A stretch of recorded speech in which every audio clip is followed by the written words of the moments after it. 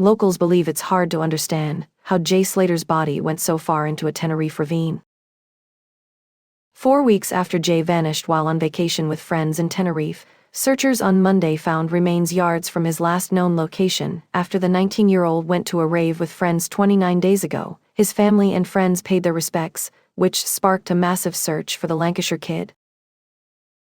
Today, authorities verified that Jay's body was discovered in the untamed mountainous region on Monday. According to a judge on the island, Jay had sustained several injuries, and the body was identified by fingerprints. He died as a result of trauma. Consistent with the body was found a few yards from the last time Jay's phone rang. To make sure nothing is overlooked in the dense foliage that envelops the rocky region close to the village of Masca, police are still searching the area. Rescuers use a helicopter to reach an inaccessible gully in dramatic footage after a body was discovered near the teen's disappearance site. As part of their search, rescuers can also be seen scaling the sides of the massive mountains and slashing at shrubs. Slater's last sighting was only a mile or so from the valley under search. One neighbor told Sky News that it is exceptionally difficult to walk down the valley safely. Another person commented, "It's tragic, since the location where they found him indicates that he had ventured far into the ravine. It is hard to understand how he got there." Authorities said that although the retrieved body was very deteriorated, they were still able to identify Jay through fingerprint analysis. According to the police earlier today, Jay's documents were discovered alongside the remains, and all the evidence points to an unintentional fall. A family representative told The Sun, "A DNA sample that the family gave to the Spanish Guardia Civil early in the hunt will be used to formally identify Jay's body. There should be no need for the family to have to perform a formal identification, according to Debbie. She wants to see him one final time." Obviously that's a personal voice, but given he's been there the best part of a month in those conditions, I'm not sure that's a memory she will want. According to the spokesperson, Jay's body will undergo a post-mortem within the next day. Plans are on to return the body to the UK, where a Home Office pathologist is expected to do a second post-mortem. Initial clues from the body, which was found in a steep gully in the hilly Tenerife region, are compatible with a fall from a height, according to Spanish police. The young man's lifeless body was discovered in the Masca area following 29 days of non-stop searching, according to the Civil Guard. Considering the intricacy of the case, the relentless and covert search, which preserved the natural space, has made the discovery possible. The young person's body was discovered in a very difficult-to-reach location.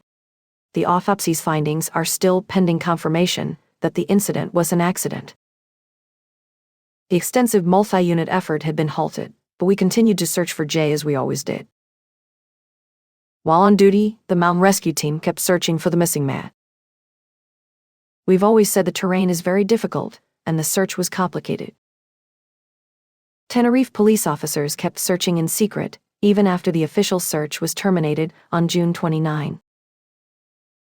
Armchair detectives were circulating on social media, promoting disgusting conspiracy theories and harassing Jay's bereaved family in an attempt to solve the case themselves. A few amateur detectives even decided to fly to the island. According to police sources, it encouraged officers to keep their work even more secret, since they didn't want to contribute to the circus created by trolls and would-be investigators. The world has been engrossed in the exhausting 4-week search for Jay Slater in Tenerife, from a last-minute panic to trolls bothering the search. 4 weeks after Jay, a 19-year-old Brit, vanished while on vacation with friends, searchers have discovered a body yards from his last known location after attending a rave the previous evening with pals. Jay disappeared 29 days ago, leading to a massive search for the Lancashire teenager. Less than 2 weeks after the official search was terminated by Spanish police, a body was found on Monday in the vicinity of Jay's last known location. According to the police, everything is pointing that the body belonged to Jay, and preliminary evidence indicates that he passed quite tragically following an accidental fall. The Brit kid fell from height and was killed instantly. According to Jay's family, it is believed that the body, along with Jay's possessions and clothing, was discovered a few yards from the location where his cell phone last pinged.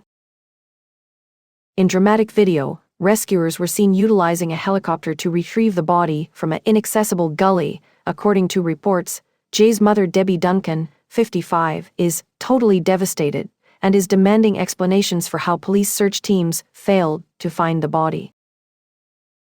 In the next days, an autopsy is anticipated in La Laguna, a city in northern Tenerife.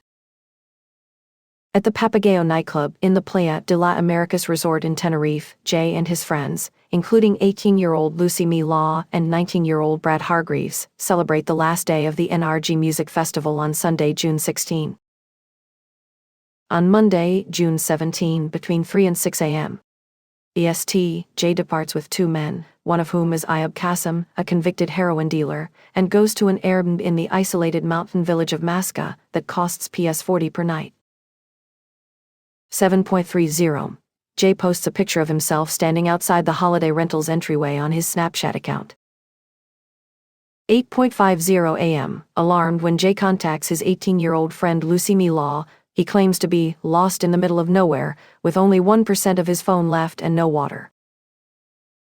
On Tuesday, June 18, friends look around but Jay is nowhere to be seen, and he doesn't go back to his lodging.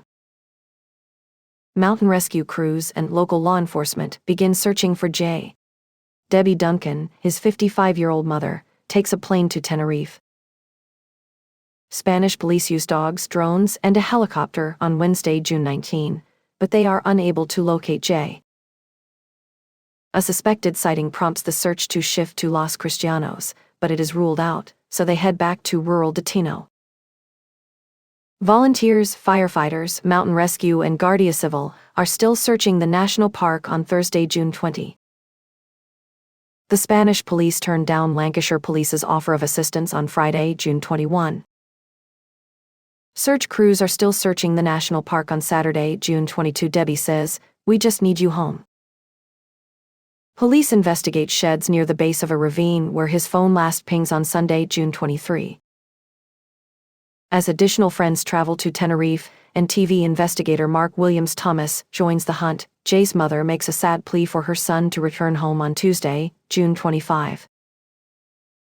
The two guys Jay returned with are urged to come forward with crucial information by former police officer Mark Williams Thomas on Wednesday, June 26. June 29, Saturday. The Spanish Guardia Civil begs for people to swarm the area, but just 6 volunteers come up to assist with the search. The 2 men last spotted with Jay are ruled out by the police. Spanish police say the probe remains open, despite formally suspending the search for Jay on Sunday, June 30. The family keeps looking in the mountains. Wednesday, July 3. Snapshot seems to show Jay boasting about stealing a PS 12,000 Rolex, according to Mark Williams Thomas. July 15, Monday. In the search for Jay, a chopper discovers a body near the location where his phone last rang. Human remains are found adjacent to his belongings and clothes. Accidental fall is what Spanish police think it indicates. Tuesday, July 16. In a statement, Jay's family spokesperson stated that they think the teenager was killed immediately following a terrifying fall.